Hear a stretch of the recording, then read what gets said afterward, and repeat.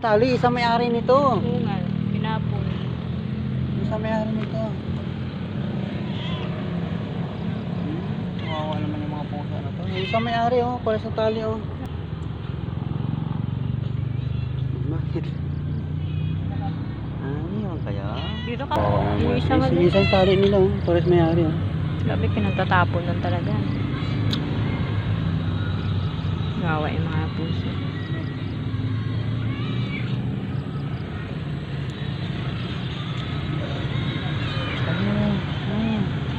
Tinapon na naman kaya. Bagong tapon lang to. Kanina lang siguro to eh. Kanina lang to tapon. Wawa naman siya namin. Tinapon ka lang siya. Ha?